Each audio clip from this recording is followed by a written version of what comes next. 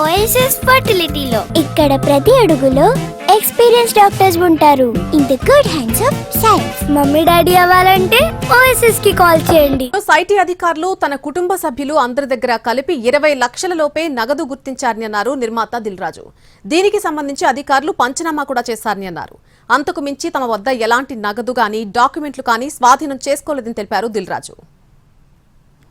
మా కుటుంబం మీద ఏదైతే ఆఫీసు ప్లేస్ ఉందో ఆఫీస్ దగ్గర ఈ సెర్చ్లు జరిగాయి. సో మొదటి 3 రోజులు ఎవరిది వాళ్ళకి ఇండివిజువల్గా సెర్చ్ చేసి స్టేట్మెంట్స్ తీసుకుంటారు.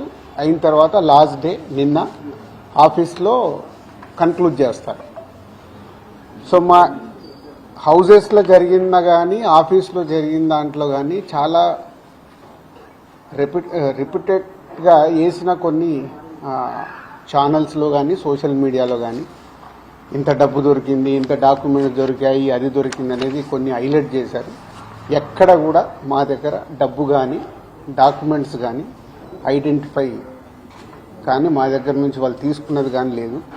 నా దగ్గర ఒక 5 lakhs, మా శిరీష్ గారి దగ్గర ఒక 4.5 lakhs, అలాగే మా డాటర్ ఇంట్లో 6 lakhs, ఆఫీస్లో 2.5 lakhs, మొత్తం బిలో 20 lakhs. మా అందరి దగ్గర కలిపి బిలో 20 lakhs ఉంది. అలా ప్రతి ఒక్కటిట్లో వాళ్ళు ఇన్కమ్ ట్యాక్స్ ఏమేమి చూశారనేది ఇలా వాళ్ళది అయిన తర్వాత పంచనామా చేసిస్తారు.